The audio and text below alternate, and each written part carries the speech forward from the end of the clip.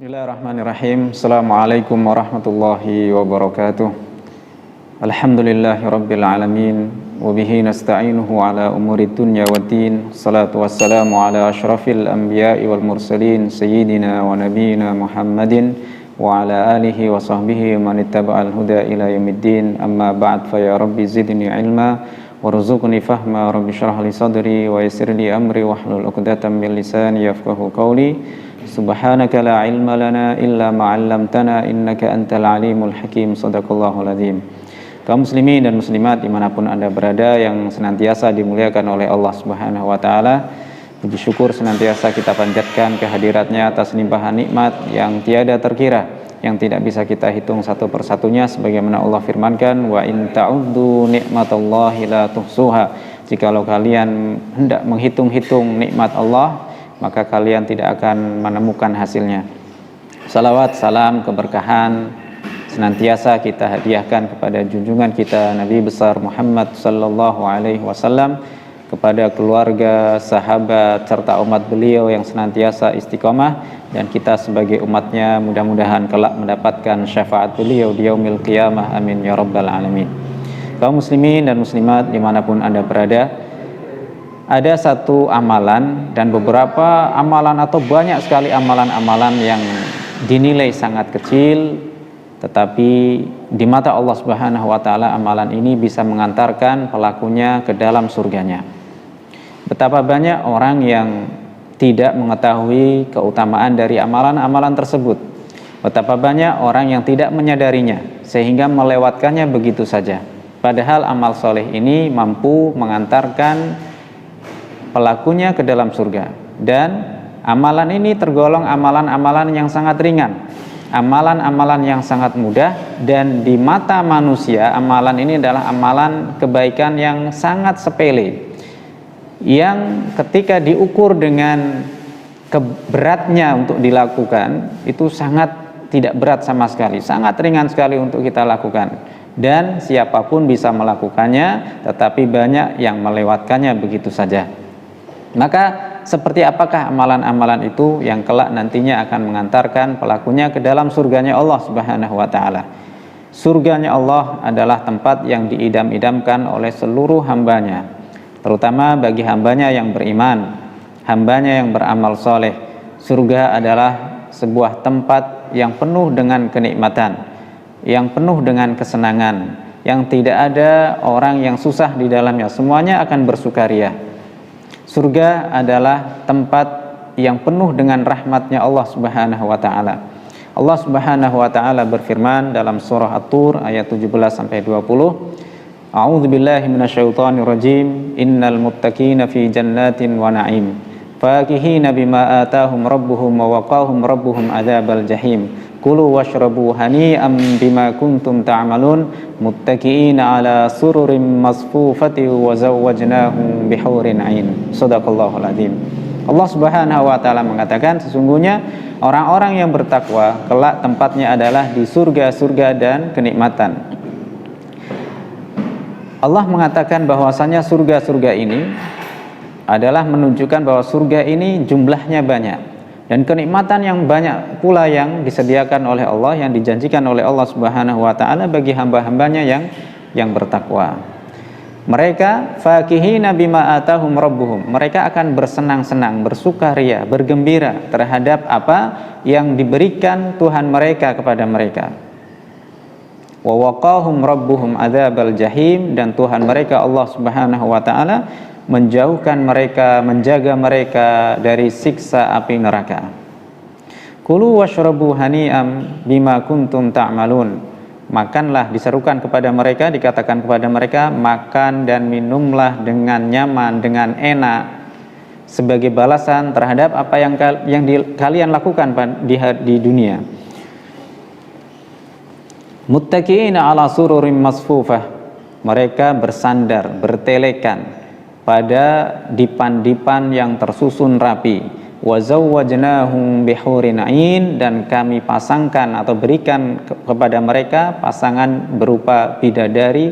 Bihurin 'ain artinya bidadari yang matanya indah. Subhanallah, ini adalah satu janji Allah Subhanahu wa taala yang kelak akan diberikan kepada hamba-hambanya yang bertakwa. Kaum muslimin dan muslimat yang dimuliakan oleh Allah Subhanahu wa taala, amalan pertama yang akan mengantarkan seseorang ke dalam surganya Allah, dan amalan ini tergolong amalan yang sangat ringan, amalan yang sangat mudah dilakukan oleh siapapun. Yang pertama adalah bagaimana sebutir kurma atau sebelah, artinya kurma yang sudah terbelah, itu adalah bisa mengantarkan pelakunya, yaitu orang yang bersedekah dengan sebutir kurma ini, menuju kepada surganya Allah. Rasul sallallahu alaihi wasallam bersabda, "Ittaqun nar walau bisyikki tamrah.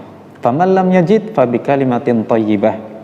Kata Rasul sallallahu alaihi wasallam, jagalah diri kalian dari neraka meskipun hanya dengan sebutir kurma.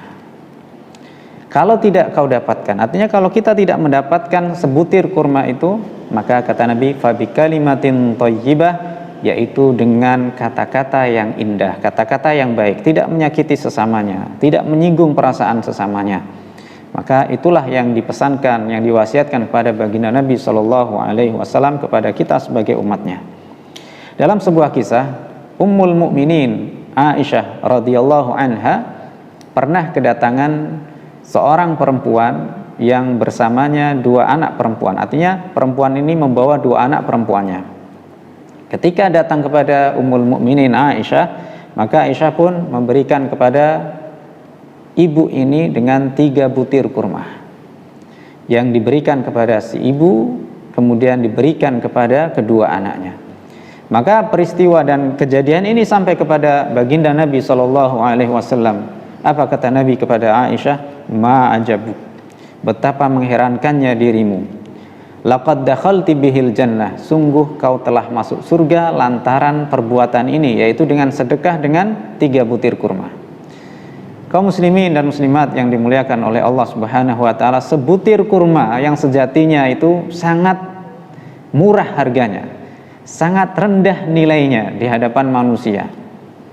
Kita kalau memberikan orang 1 butir saja, terkesan kenapa kita memberi hanya dengan 1 butir? Kenapa kita memberi dalam sebuah piring yang banyak seperti itu?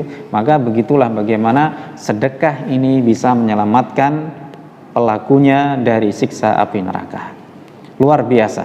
Makanya ukuran benar dan tidaknya keimanan seseorang itu dilihat dari sedekahnya. Karena sedekah sendiri adalah sedekah yang artinya menunjukkan benarnya iman seseorang.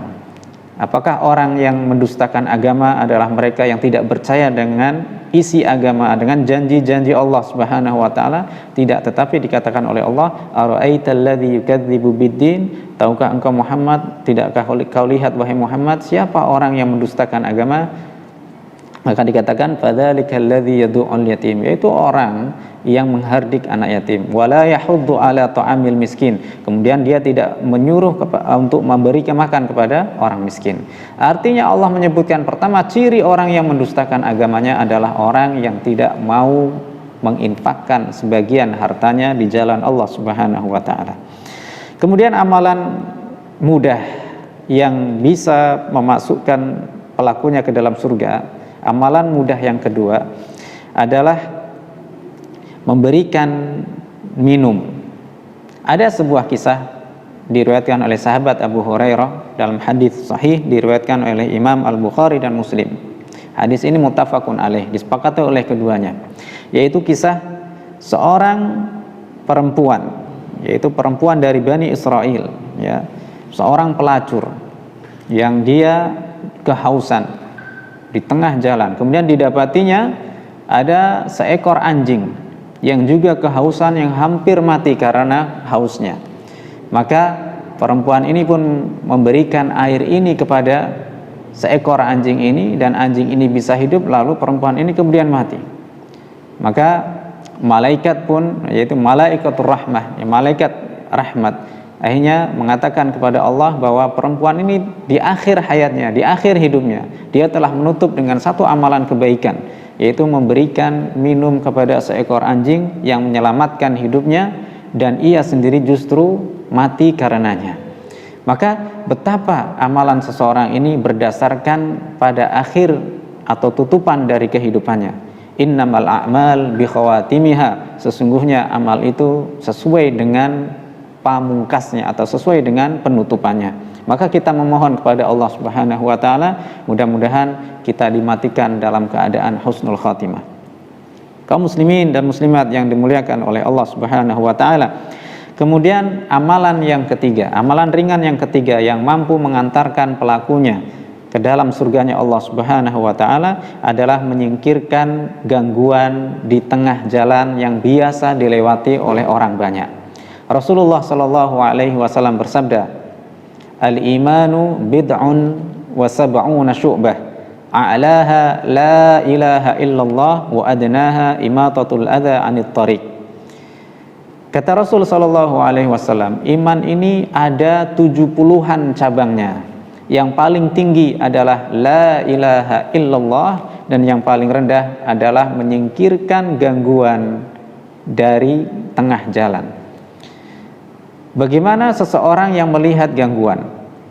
Durikah itu atau batukah atau mungkin pohon? Ada sebuah kisah bahwasanya baginda Nabi sallallahu alaihi wasallam bersabda, "Laqad ra'aitu rajulan yataqallabu fil jannah fi syajaratin qata'aha min dhahrit tariq." Ya. Kanat tu'dhin nas. Kata Nabi sallallahu alaihi wasallam, "Aku melihat ada seorang laki-laki yang mondar-mandir di surga." Artinya dia masuk di dalam surganya Allah. Lantaran apa? Orang ini artinya menyingkirkan pohon yang ada di tengah jalan yang mengganggu manusia yang mau melewatinya. Betapa amalan yang begitu, artinya yang begitu mudah, yang mungkin kita anggap itu amalan yang biasa-biasa saja, bukan amalan seperti sholat malam yang begitu banyak, puasa begitu banyak, atau sedekah yang begitu banyak, tetapi adalah amalan menyingkirkan gangguan dari tengah jalan yang biasa dilewati oleh orang banyak, sehingga memudahkan orang lain untuk melewati jalan tersebut. Kemudian amalan kebaikan, amalan mudah yang berikutnya, yang keempat, yang bisa mengantarkan pelakunya ke dalam surganya Allah, amalan mudah tapi bisa berpahala besar mengantarkan surga kepada pelakunya, yaitu adalah kisah bagaimana adonan roti bisa menyelamatkan seseorang ini dan memasukkan ke dalam surganya Allah Subhanahu wa taala. Dikisahkan ada seorang rohib, seorang biarawan, seorang pendeta yang hidup di sebuah biara dan hidup di situ, artinya dia berta'abbud, dia beribadah kepada Allah itu selama 60 tahun. Tiba-tiba qadarullah, datanglah suatu malam kepadanya seorang wanita yang menggodanya dan mengajaknya untuk berzina. Lalu terjadilah perzinahan selama 6 malam. Selama 6 malam ini, artinya ibadah 60 tahun ini dikalahkan dengan perbuatan zina selama 6 malam. Maka orang ini pun keluar dari biaranya dan mendatangi sebuah masjid. Maka suatu ketika dia memohon ampunan kepada Allah. Artinya ada seseorang yang memberikan kepada rahib ini, yaitu sebuah adonan roti. Tetapi orang ini justru memberikan kepada orang lain artinya orang ini, rahib ini memberikan adonan roti ini kepada seorang yang lainnya. Ya. Maka apa yang terjadi jamaah sekalian rahimakumullah? Qadarullah, setelah memberikan adonan roti itu kepada orang lain, maka tiba-tiba malaikat maut pun datang menjemputnya. Ia meninggal setelah ia memberikan adonan roti ini kepada orang lain. Maka apa yang terjadi jamaah kaum muslimin yang dimuliakan oleh Allah Subhanahu wa taala? Maka dalam sebuah timbangan amalnya diceritakan bahwasanya ibadah yang 60 tahun beribadah kepada Allah itu dikalahkan oleh perbuatan maksiat, yaitu perbuatan zinanya yang dilakukan selama 6 malam saja. Satu timbangan, yaitu timbangan keburukan karena dia berzina selama 6 malam ini lebih berat timbangannya daripada ibadahnya selama 60 tahun. Maka ketika adonan roti ini, yaitu pahala adonan roti ini diberikan, yaitu sebagai amalan baiknya, ditimpakan kepada satu timbangan yang di situ ada 60 tahun ibadahnya, Akhirnya diberikan itu pahala adonan roti ini di timbangan yang di situ ada ibadahnya 60 tahun, maka seketika itu timbangan kebaikannya mengalahkan timbangan buruknya, dan rahib ini pun masuk surganya Allah Subhanahu wa taala. Jamaah kaum muslimin dan muslimat yang dimuliakan oleh Allah Subhanahu wa taala, dari berbagai kisah yang ada, dari berbagai cerita yang disebutkan tadi, bisa kita dapatkan sebuah pelajaran yang luar biasa besarnya kepada kita semua, agar kita senantiasa tidak meremehkan amalan-amalan yang terlihat sepele, yang terlihat kecil, terutama adalah amalan-amalan kita yang berkaitan dengan sedekah, yang berkaitan dengan kita menginfakkan salah satu rezeki kita di jalan Allah Subhanahu wa taala, terlebih kepada orang-orang yang sangat membutuhkan, orang-orang yang sangat membutuhkan dan memerlukan apa yang kita berikan. Jamaah kaum muslimin dan muslimat yang dimuliakan oleh Allah Subhanahu wa taala, Rasul sallallahu alaihi wasallam bersabda, "La tahqiranna minal ma'rufi syai'an." Janganlah sekali-kali kalian meremehkan perbuatan yang ma'ruf sedikit pun. Walau antalqa akhaka biwajhin talq.